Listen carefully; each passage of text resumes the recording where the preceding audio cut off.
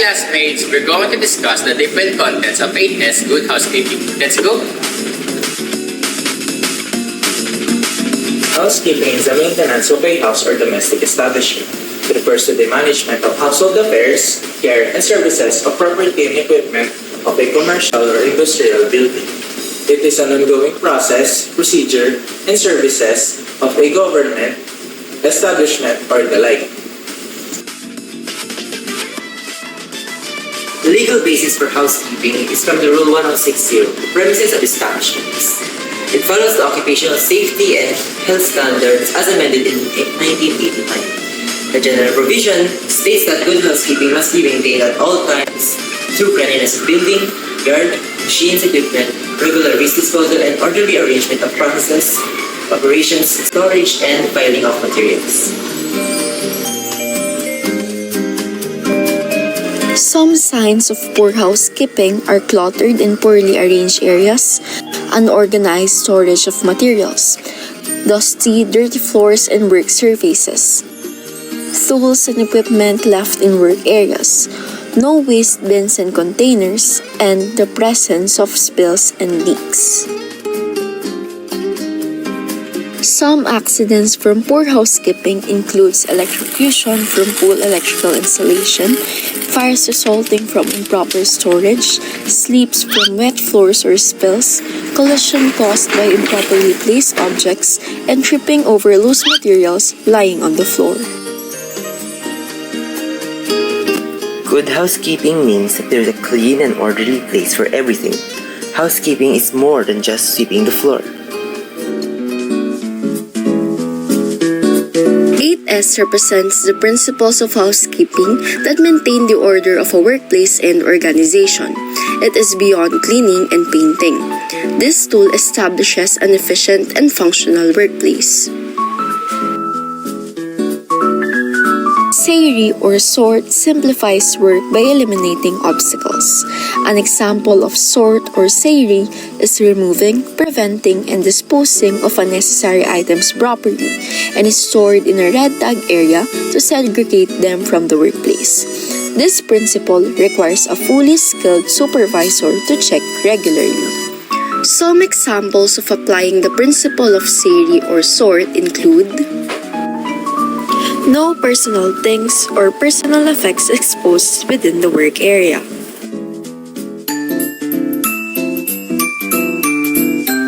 Seiton translates to systematic arrangement that pertains to the arrangement of all necessary items for easier access. This ensures a first-come, first-served basis that opens to a smoother and easier workflow.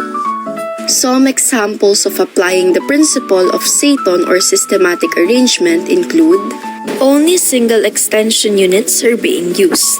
Defective chairs and cabinets are removed. Non-existence of collapsing partition. The third S refers to keeping the workplace safe and clean to work. This prevents the machinery and equipment from deteriorating. It also translates as sweep or sanitize. Some examples of applying the principle of say so and shine include: no other stuff under the tables. Computers are clean and not dusty. Electrical cords are well arranged. Trash cans available for every working table. Chairs not in use are tucked within the table. Seiketsu incorporates the standard practices in the workplace. It maintains things in order and ensures that they comply with the standard set. Through this fourth S, best practices are maintained in housekeeping and organization at all times. Some examples of applying the principle of seiketsu or standardize include: there are established processes and procedures. Visual aids such as charts, SOPs, etc. are available and consistently used. Copy of the 8S manual is available in the department office or workplace. Labels are utilized as applicable, such as files, stocks, materials, departmental signages, etc.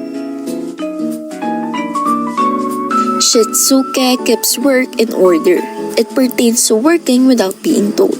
It incorporates the principle of training and discipline, which are goal-oriented processes that provide necessary feedback. Some examples of applying the principle of Shitsuke or sustain include: employees are aware and understand basics of 8S requirements, can be validated through simple Q&A during audit. Machines have corresponding preventive maintenance schedule records that are filed and are updated. Action plans on audit findings are documented and implemented. Following that, Seijutsu encourages students and faculty members to report issues without fearing reprimand. This principle establishes a culture where students take personal responsibility for returning borrowed materials in proper condition. Some examples of applying the principle of Seijutsu or sincerity include: conserve water and electrical energy, ability to maximize office space. Seishin reflects the commitment and dedication of employees to maintain a clean and safe environment. It fosters teamwork, enthusiasm, and a positive attitude in the workplace. Some examples of applying the principle of Seishin or spirit include: compliance to 8S requirements is visibly implemented across all levels within the division. Previous audit findings are communicated to all staff. Zero complaints from students, faculty, co-academic staff, and administrators. The last principle that embodies the 8S is Seicho, meaning growth. Good housekeeping fosters continuous development and personal growth by maintaining a clean, organized, and efficient workplace. Some examples of applying the principle of Seicho and growth include: attending professional development at least once a year, contributed innovative ideas relevant to office transactions and procedures. To ensure these principles are effectively applied, rigorous standards for workplace inspections must be established and upheld, allowing organizations to proactively address potential issues and foster a culture of safety and responsibility. Doors. Doors are free from stains, dirt, pills, smudges, and marks. Knobs, automatic door closers, and stoppers are functioning and dust-free. Doors should also not have any unofficial signage or notices posted. The floors are dry, shiny, and free from stains, litter, and spills. Floors should also be free from any protruding nails, splinters, holes, or any obstruction that possess a hazard. Walls. Walls are free from cobwebs, markings, cracks, stains, and pills. No unnecessary or unrelated decor. Glass panels are clean, shiny, smudge-free, and have no cracks and broken parts. Sockets and outlets are covered as well as electrical wirings. The ceiling is free from cobwebs, stains, pills, holes, and markings. Lights should not be busted or blinking, and diffusers are free from cracks. Ceiling paint is not chipping off, faded, or stripped. Curtains, blinds, window ledges, glass panels, window sills, and screens are not broken and are free from dust. Blinds have no broken or missing parts, and pulleys are functioning. Floor tiles and grouting are dry, not littered, and not broken. Mirrors are dry and free from stains, marks, or scratches. Faucets and other fixtures are clean and in good working condition. Sink and toilet bowls are free from dirt, stains, and foul odor. The entire area does not have a foul odor.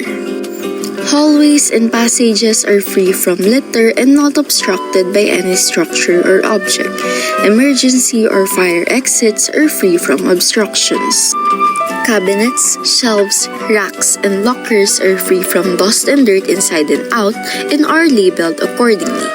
Only common office materials are placed on top of the cabinets or mobile pedestals. No personal or family photos or unofficial posters on any side of the cabinets.